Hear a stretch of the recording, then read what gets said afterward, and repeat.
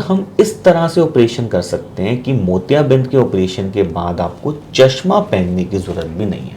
Operation में कोई दर्द नहीं है, कोई इंजेक्शन नहीं है, कोई टांका नहीं है, कोई ब्लेड नहीं है, कोई पट्टी नहीं है, कोई हॉस्पिटलाइजेशन नहीं है। 10 मिनट में ऑपरेशन हो गया। आज करा, कल से दिखना शुरू, परसों से अपने काम पे भी लग जाओ। इतने क्लियर मटेरियल्स आ गए हैं कि आपके एक तरह से 18 साल के उम्र की जैसी नज़र दोबारा हो सकती है। तो क्या आई ड्रॉप से मोतियाबिंद को काटा जा सकता है? नमस्कार दोस्तों, मैं हूं हिमांशु भट्ट।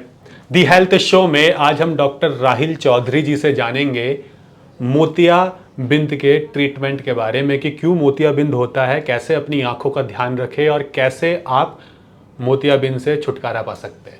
सर प्रणाम, आपका स्वागत है। Thank you Himanshu. मोतियाबिंद में ना सबसे पहले हमें ये समझना है कि मोतियाबिंद भी दो तरह के हैं जी। एक मोतियाबिंद होता है जिसको कहते हैं काला मोतियाबिंद और एक होता है सफेद मोतियाबिंद। तो काला मोतियाबिंद तो एक बीमारी है जिसको ग्लूकोमा कहते हैं, जिसमें आंख का प्रेशर बढ़ जाता है और उससे नस में डैमेज हो जाता है जी। तो ये बीमारी है, लेकिन बहुत इतनी कॉमन नहीं है जितना सफेद मोतियाबिंद कॉमन है। सफेद मोतियाबिंद का जो साइंटिफिक टर्म है उसको हम लोग कहते हैं कैटरैक्ट। और कैटरैक्ट एक ऐसी बीमारी है जो हम सबको होनी है। जैसे हम सबके बाल उम्र के साथ सफेद होने हैं, वैसे हम सबकी आंखों में ऊपर वाले ने एक लेंस बनाया है जिसको शीशे की तरह साफ बनाया है। लेकिन जैसे हमारी उम्र बढ़ेगी, एक ना एक दिन हम सबकी आंखों का लेंस सफेद हो जाएगा। अच्छा। तो किसी का लेंस 40 में हो जाएगा, किसी का 50 में, किसी का 60 में, किसी का 70 में, किसी का 80 में, किसी का 90 में, किसी का नवजात शिशु का भी हो सकता है। अभी अभी पैदा हुआ मोतियाबिंद हो गया, 5 साल के बच्चे में भी हो सकता है, 10 साल के बच्चे में भी हो सकता है।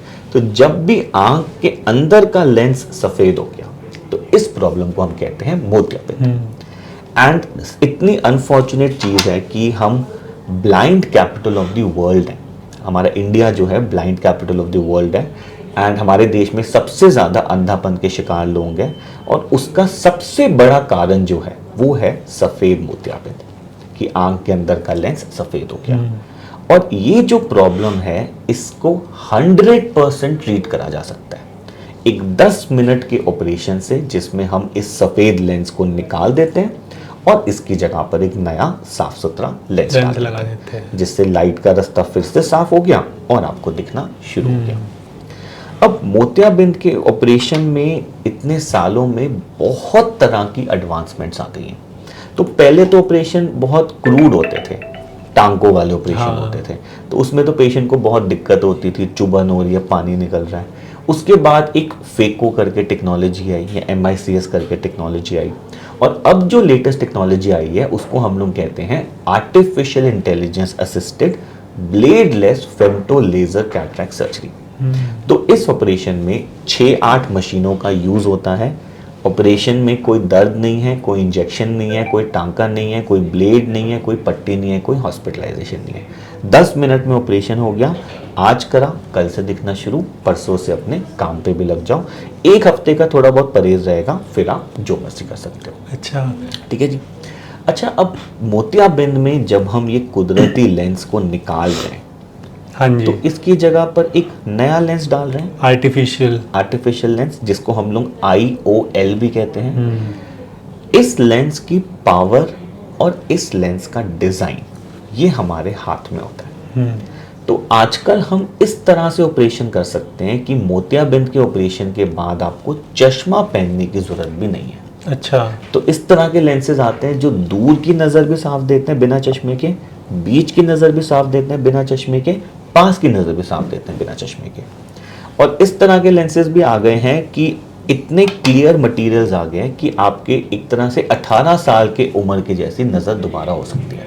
अच्छा, ये पॉसिबल है? पॉसिबल है। बहुत एडवांस मोतियाबिंद में जितनी एडवांसमेंट हुई है और किसी चीज़ में, मोतियाबिंद चश्मा हटाने के ऑपरेशन में जो एडवांसमेंट्स आई है ना, वो और किसी फील्ड में इतनी नहीं आई है। सर, मोतियाबिंद तो आपने कई कारण बताए थे, लेकिन वैसे और किन किन रीजन से मोतियाबिंद होता है एज वाइज? राइट। तो देखिए, सबसे पहला कारण तो एज हो गया, बढ़ती उम्र के साथ सबको होना है, लेकिन ये इकलौता कारण नहीं है। मान लीजिए आंख में चोट लग गई, बॉल लग गया, हाथ लग गया, ज़्यादा इंजरी हो गई, तो भी ये लेंस सफ़ेद हो जाता है। मान लीजिए आपने कुछ दवाइयाँ खाई हैं, स्टेरॉइड वगैरह की दवाई, तो ये लेंस सफ़ेद हो सकता है। मान लीजिए आपका रेडिएशन एक्सपोजर है, शॉक हो गया, इलेक्ट्रिक शॉक वगैरह लग गया, इन सब कंडीशन में भी मोतियाबिंद आ सकता है। अच्छा। लेकिन किसी भी कारण से मोतियाबिंद आएगा, सोल्यूशन वही है, सॉल्यूशन एक ही है, ऑपरेशन करके ऑपरेशन। निकालो और नया डालो। तो आजकल लेजर वाला ऑपरेशन है, सिंपल ऑपरेशन है, 10 मिनट में हो जाता है। अक्सर लोग दोनों आंखों को इकट्ठे करा लेते हैं, आज करा कल से दिखना शुरू, 3-4 दिन का परहेज है, सब कुछ करो।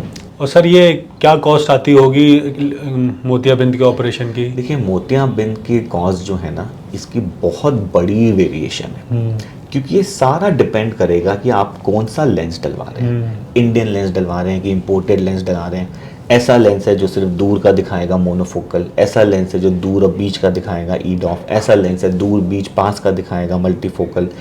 ऑपरेशन में एक ECC टेक्नोलॉजी है, SICS टेक्नोलॉजी है, MICS फेको टेक्नोलॉजी है, femto laser technology, artificial intelligence.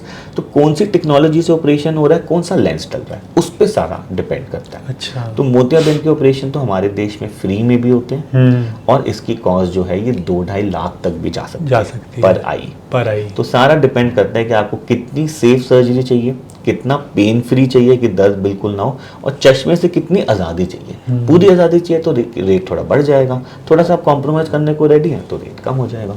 Sir जैसे आपने बताया था ना, आंखों के लेजर के लिए भी अलग अलग टाइप की सर्जरीज है, तो क्या मोतियाबिंद के लिए भी वो टाइप्स है अलग अलग?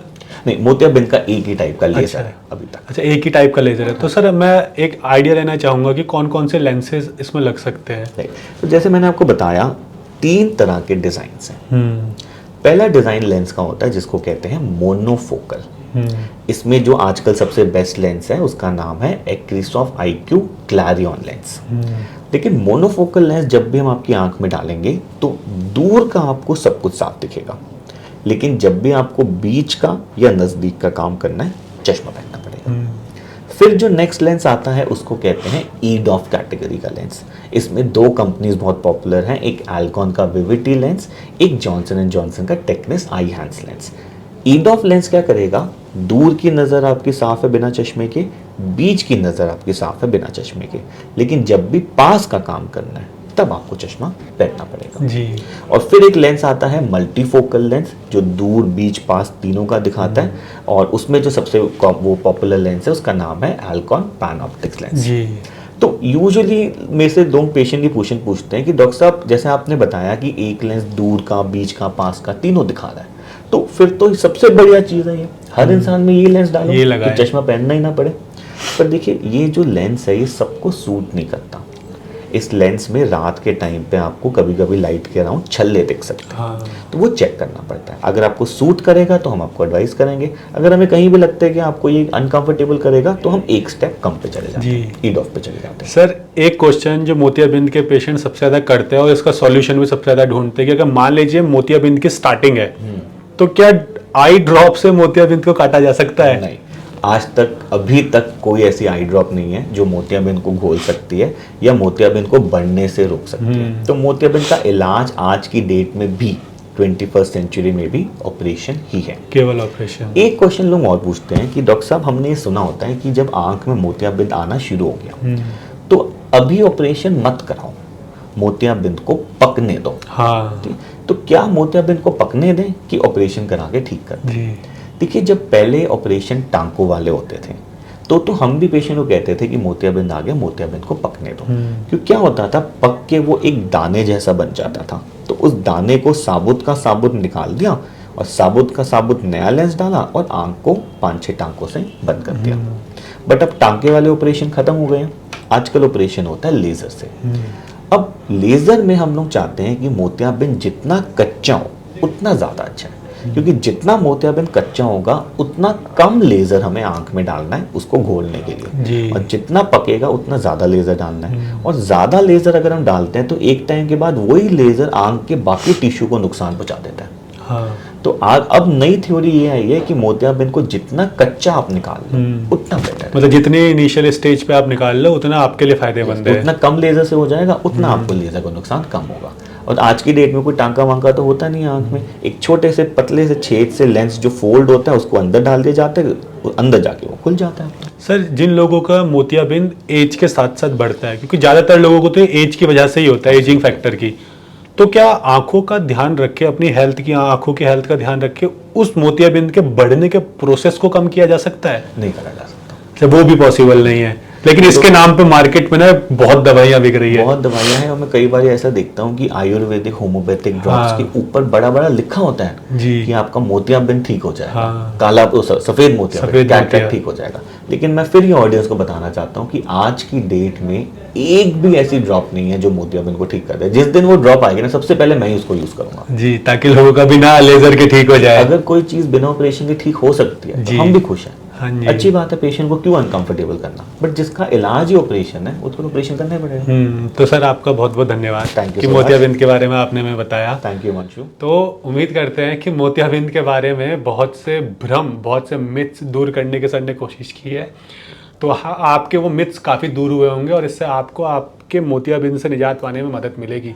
अगर आप सर से कांटेक्ट करना चाहते हैं तो सर की कांटेक्ट डिटेल नीचे डिस्क्रिप्शन और पिन कमेंट में आपको मिल जाएगी, जहाँ से आप सर से कांटेक्ट कर सकते हैं।